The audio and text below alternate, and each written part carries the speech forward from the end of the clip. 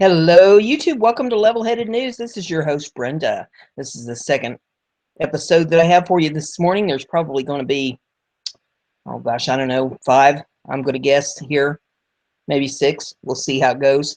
There are 4 articles in this episode for you, and the URLs are listed in the description of the video for your convenience. The first one I have here for you is off of BizPack Review. It says, Props to Golfer in Chief. No, not that one. Golf Digest names Trump the best ever golfer president. Donald Trump is an excellent golfer, but won't have much time for it soon. Trump made the cover of Golf Digest magazine, which called him best ever golfer president. Eric Trump proudly tweeted his dad's cover, which hailed the elder Trump as golfer in chief. The incoming president retweeted the photo. 16 of the past 19 presidents have played golf, but Trump is the best and most passionate golfer among them, Golf Digest wrote. And there is a picture of that here if you want to take a look at it. It says, the Trump organization owns more than a dozen high-end golf courses around the world. The billionaire has a 2.8 handicap, making him one of the best golfers in Washington, D.C., according to Golf Digest. Outgoing President Barack Obama is also an avid golfer who was slammed by Trump for playing hundreds of rounds of golf while the world fell apart around him. And there's some video there if you'd like to see that in this article. And it says he played more golf last year than Tiger Woods, Trump said at a rally in December 2015. We don't have time for this. We have to work. An elite Maryland golf club that Obama reportedly wants to join may reject him, citing his anti-Israel policies. Members of the mostly Jewish Woodmont County Club don't want Obama there after he recently allowed the United Nations to condemn Israeli settlements in the West Bank. One official in Washington's Jewish organization said perhaps Obama would be more comfortable at an openly anti-Semitic golf club.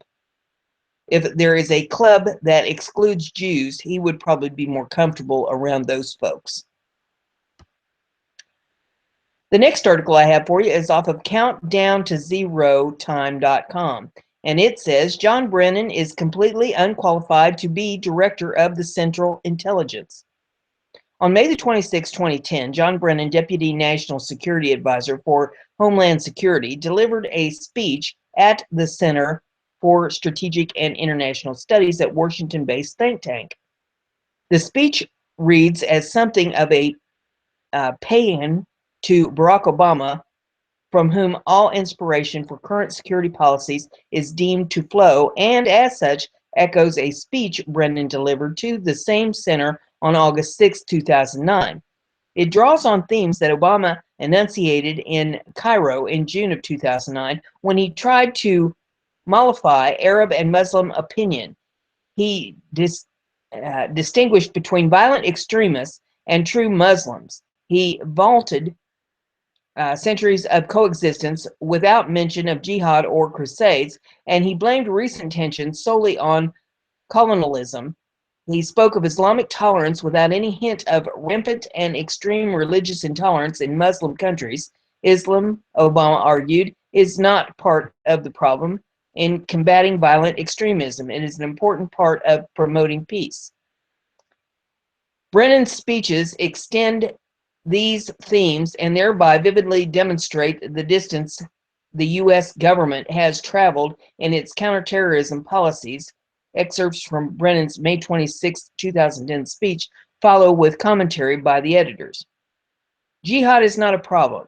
John Brennan says, the president's strategy is absolutely clear about the threat we face. Our enemy is not terrorism because terrorism is but a tactic. Our enemy is not terror because terror is a state of mind. And as Americans, we can refuse to live in fear. Nor do we describe our enemy as jihadists or Islamists because jihad is a holy struggle, a legitimate tenet of Islam, meaning to purify oneself or one's community. And there is nothing holy or legitimate or Islamic about murdering innocent men, women, and children. And there is a link where you can get the full story of John Brennan's Jihad, a Holy Struggle speech. Robert Spencer wrote this yesterday. It says, it is widely known that there is a top intelligence official in the Obama administration, CIA, who has converted to Islam. Yes, it was reported in none other than the Washington Post in 2012. Why couldn't it be Brennan? The movie Zero Dark 30, about killing of Osama bin Laden, for which the movie makers gained access to classified material the Obama administration was criticized for making it available to him, featured a top counter-terror official who strongly resembled Brennan and was shown performing Muslim prayers. Were the filmmakers hinting at something they knew? Did Lemire speak to Brennan? Allegations that Brennan is converted, or is a converted, well, that doesn't read correctly. Allegations that Brennan converted to Islam are based upon first-hand reports of those who served with him in Saudi Arabia. Number one, those allegations include that Brennan was the target of Saudi intelligence influence operation, one outcome of which was Brennan's conversion to Islam. At that time, Brennan was chief of station, a billet that is designed for an operationally trained officer with experience in the CIA's Directorate of Operations, which Brennan was not. Brennan's background is that of an analyst, which may explain why he lacked the sophistication and experience to understand that he was being played by the Saudis in an influence operation. Number three, anyone so inept as to be obvious to basic hostile intelligence tactics such as this influence operation is unqualified to be DCI. Number four, furthermore, Brennan's definition of jihad, meaning to purify oneself or one's community, is incorrect as a matter of fact, since all four schools of Sunni jurisprudence say that the primary and paramount definition of jihad is kinetic war against non-Muslims to forcibly establish submission to Islamic law globally. Number five, if Brennan truly believes his fictitious definition of jihad, he is unqualified to be DCI, since he obviously is unaware of or indifferent to the fact that he is directly contradicting all published Sunni jurisprudence. Al-Qaeda's bin Laden, ISIS al-Baghdadi, who has a doctorate in Islamic law, Hamas, the Muslim Brotherhood, and all other numerous violent jihad terrorist groups all say that they are at war with us because Islamic law makes such war, jihad, obligatory for all Muslims. They also point out that Islamic law makes the funding of jihad obligatory, as well as lying to further jihad. That 15 years after 9/11, Brennan has yet to drop $40 on Amazon.com to purchase a certified English translation of an authoritative textbook on Islamic law, such as reliance of the traveler, is professional malpractice of the highest order for someone who has held the senior counterterrorism and intelligence position he has. Number six, furthermore, the fiction that Brennan is espousing is not just any fiction. It is a deliberate propaganda lie by America's enemies in our 15-plus year war.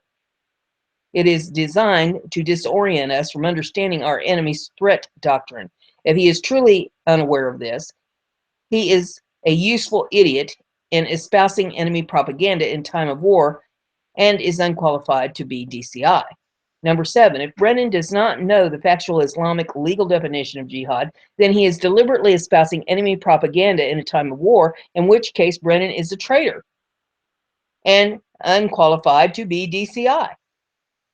The high-ranking CIA official who converted to Islam, who was called Roger in a Washington Post report, was outed last year, confirming that he is not Brennan, but another official named Michael DeAndre.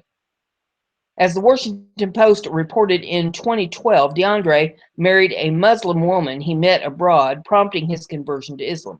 Brennan just happened to be another Muslim, where Spencer wrote of Roger, why couldn't it be Brennan? More accurately, the question should have been, why couldn't Brennan be a convert to Islam too? At the time of the Washington Post article, Brennan was White House counterterrorism coordinator and was not in the CIA, while Roger was running CIA counterterrorism operations. As far as Brennan's conversion to Islam is concerned, a U.S. asset assigned overseas with Brennan in Saudi Arabia when he was station chief confirmed years ago their first-hand account that Brennan was indeed the target of a Saudi intelligence influence operation that led to his conversion. Brennan has also stated publicly that he visited Mecca, which is impossible for a non-Muslim to do unless he is a special guest of the Saudi king. When John Guinaldo, and I'm guessing at the pronunciation on that, wrote an op-ed in February 2013 to try to rally senators to oppose Brennan's nomination to the DCI, I advised John that Brennan's conversion was de facto irrelevant, given the fact that the Washington Post had recently reported that Roger, the CIA's chief of counterterrorism operation, was a Muslim, and that was a non-issue to everyone. A more compelling disqualifier for Brennan is that he consistently says that jihad is a good thing. For example, in 2009, Brennan said, "Nor does President Obama see this challenge as a fight against jihadists," describing terrorists in this way, using a legitimate term, jihad, meaning to purify oneself or to wage a holy struggle for a moral goal, risk giving these murderers the religious legitimacy they desperately seek, but in no way deserve.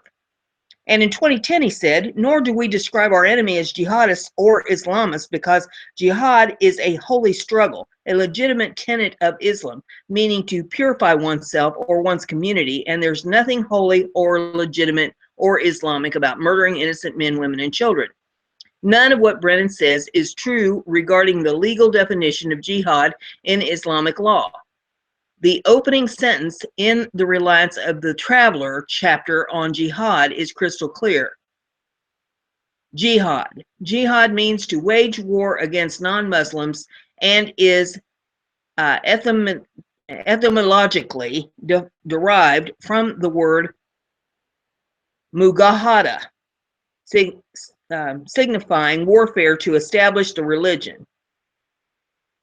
Hence, Brennan is either, as explained above, too stupid to live and shouldn't be DCI, or lying about the true definition of jihad, which deception is also obligatory according to Sharia, in which case he is guilty of treason and again shouldn't be DCI, but rather prosecuted.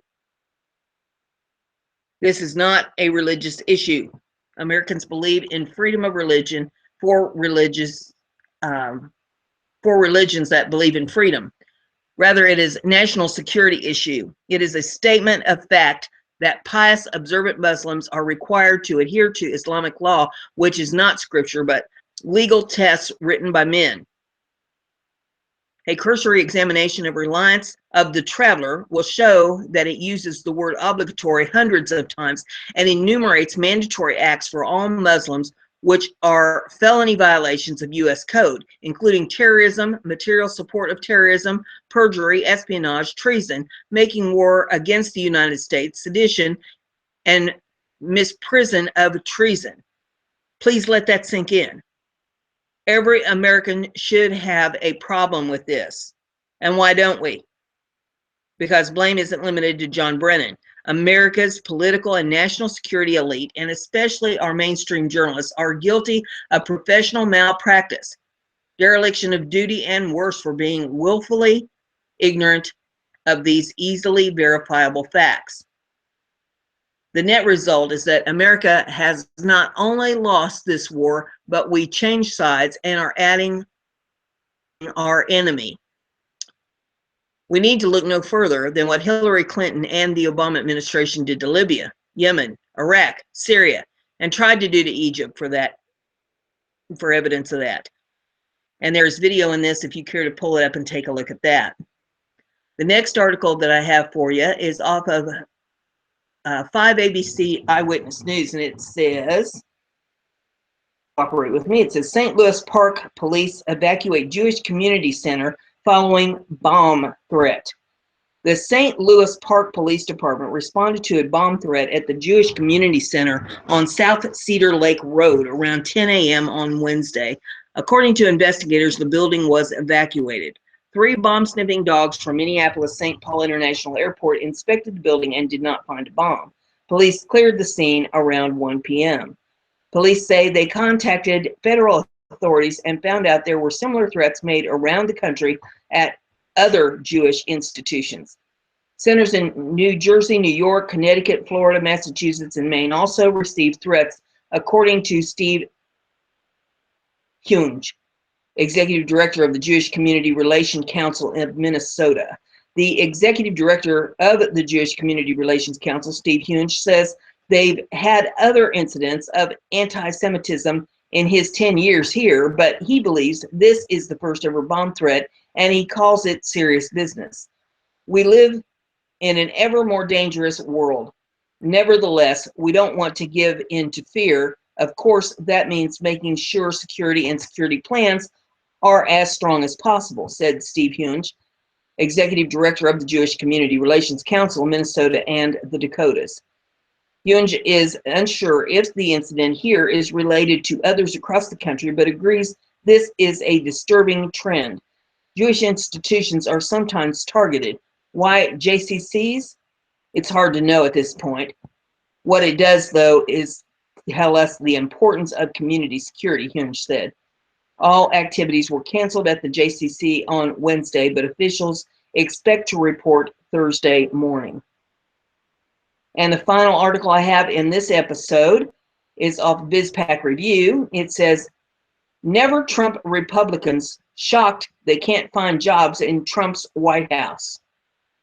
After putting their names on a Never Trump list during the presidential campaign, scores of national security Republicans are now wondering why their names seem to be on a do not hire list at the White House. If called upon by President-elect Donald Trump, they stand ready to serve their country again, the Washington Post reports, but their phones aren't ringing. Their entreaties to Trump Tower in New York have mostly gone unanswered. These veterans of past Republican administrations are some of the biggest names in the Republican national security world, including the first Homeland Security Secretary Tom Ridge, retired Air Force General Michael Hayden, who has formerly directed the CIA and the NSA, and former trade ambassadors Carla Hill and Robert Zoellick. Unlike others who were silent or stayed neutral during the presidential campaign, these people spoke out publicly and decidedly against Trump. We commit ourselves to working energetically to prevent the election of someone so utterly unfit for the office, read one particularly harsh letter signed by 122 of these GOP national security leaders. They called this trade policies a recipe for disaster and said his views of America's influence and power on the world stage is wildly inconsistent and unmoored in principle. He has Mexico, the letter said, and endangers the safety of Muslims. He is fundamentally dishonest, they add. But now that Trump is hiring, some of them are surprised and concerned to see their friends flirt with incoming administration regarding potential jobs while they remain empty-handed, stuck in what WAPO called a state of indefinite limbo. Trump's political advisors have put them on a blacklist. Some of them told WAPO maybe even an enemies list. It's hostile, one person told WAPO on condition of anonymity. It's not just that we're frozen out. I was told they say there was an enemies list. Well, gee whiz. Can you imagine? You speak out against somebody and vehemently, and then you think that they're going to turn around and give you a job? What planet are these people living on? Wherever it is, they need to get their little spaceship and go back there, because I don't think they fit in here, but then that's just my 2 cents worth. If you like what we're doing here, give this a thumbs up, share it on your social media. Don't forget to subscribe. Click that little bell next to the subscribe button and check the box there, and you'll get email messages every time I put a show up. And there's more to follow, so I'll see you on the next one.